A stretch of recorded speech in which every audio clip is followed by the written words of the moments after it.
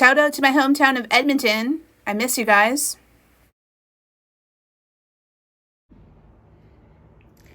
Hi, it's Megan and welcome back to my channel. So, it's been about a week and a half since my last update. I'm still not feeling 100%, but I wanted to get back into the YouTube game. So, here we are. Oops. Don't bump the camera. But if you've been on Reddit, you might have seen that I've been active there in the guitar communities. I'll have those links in the description box below.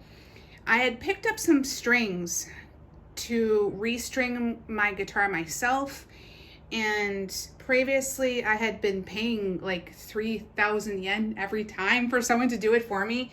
So I figured now is the time. If I'm a guitarist, I need to start learning how to restring my own instruments. So when I was at my local music store, I saw this ukulele kit. So it wasn't a planned purchase, but I thought, like, I saw this cute box. It's a nice shade of like periwinkle blue, kinda. And yeah, I decided to get it. I got some extra strings here just in case. And I think this pick is made from leather. And it's from the Kiwaya company. I had to stop there for a second because I was having a coughing fit. But anyway, I did have a peek inside prior to filming. I didn't really look at it too much, but like, are you ready? So here it is. I'm not going to get into too much detail in these instructions because it could be proprietary. There's like, there's chords in there, there's songs in there.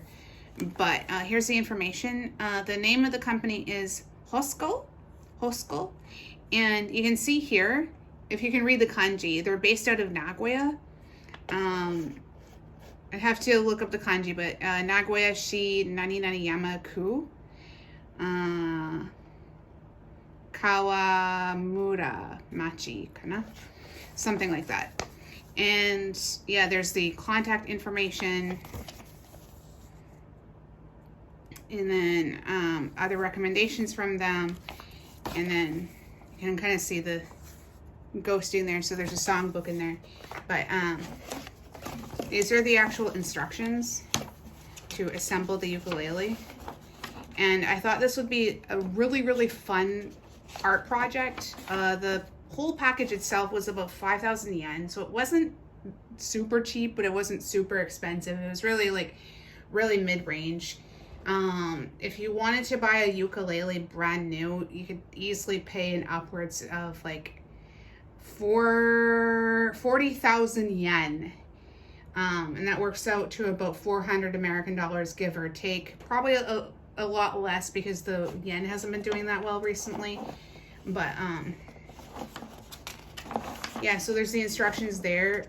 Since this is my first time doing this video is not intended as a tutorial. So a lot of this I'm not going to be doing on screen, but we will do the painting and stuff on screen, which I'm really excited for.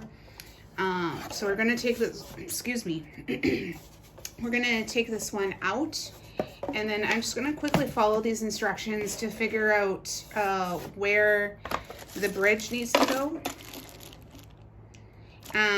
Because prior to painting, I'm going to want to tape off that section. You don't want to start painting because then that puts you in a position where it may not adhere properly, and you don't want to put extra work for yourself where you're having to sand paint off and that sort of thing. So I wanted to get around that whole issue and, you know, measure twice, cut once sort of thing. So let's get into it.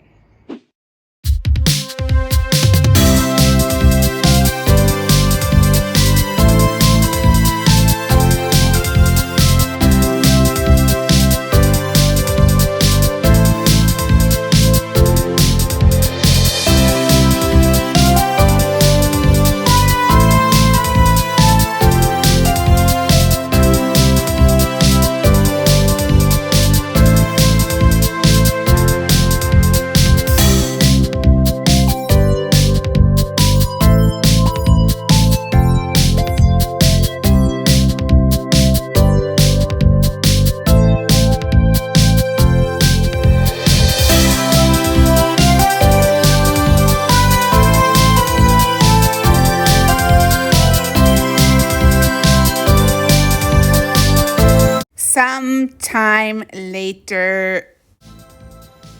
Okay, so here we are. I have taped off the areas that I don't want painted. We've got the bridge in the area where the neck and the fretboard will be attached.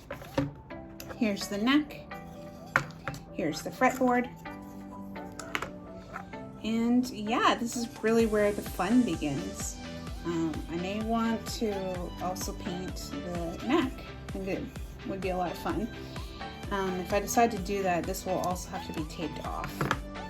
And yeah, this is really where the fun begins. Let's get into it.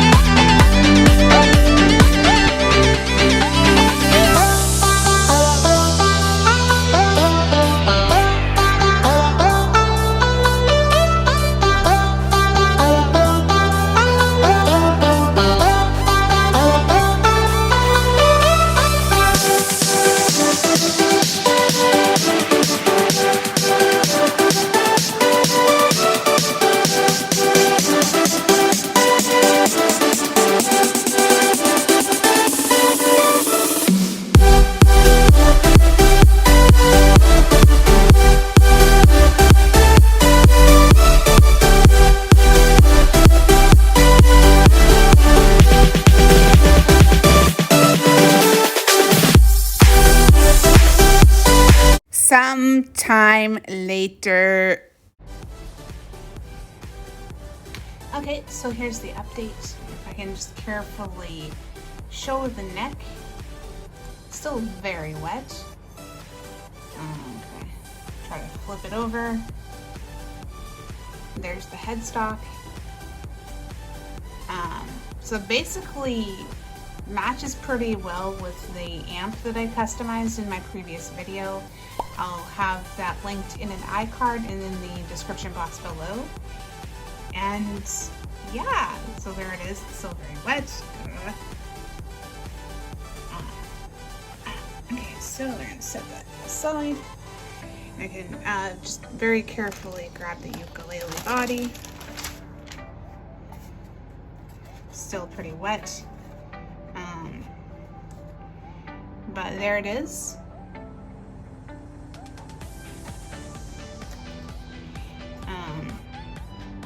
So it couldn't really help the other side there. It picked up paint from the newspaper, but it's, you know, like whatever. I'm gonna be painting over this anyway, so I'm not concerned about it. But look at that. I think it's really fun. So we're gonna leave this to dry overnight. I can see that like some of the wood is showing through, but I don't think that's a big deal. I also could have put some tape over the sound hole. The lighting's not great right now, but like maybe you can see on camera a little bit how some of the paint is splashed through, but like, you know, I think it's fine. It's fine. But yeah, there it is. Let this dry overnight and then give the other side a spray to make it nice and solid. And then I'll be able to do more customization. It's gonna be very like graffiti style, like doodles and things, and maybe make a throwback to Canada. I think there's a lot of potential for customization. And then when that customization is done, I have this clear gloss that I can use at the end. Yeah, so we got pretty dirty today, but yeah, I'm not sure how many parts this video is going to be. Again, this is my first forte into musical instrument. Oh my god, that scared the crap out of me. But anyway, I was listening to podcasts and stuff while I was doing this, and that was just my speaker turning off. But anyway, where was I? Anyway,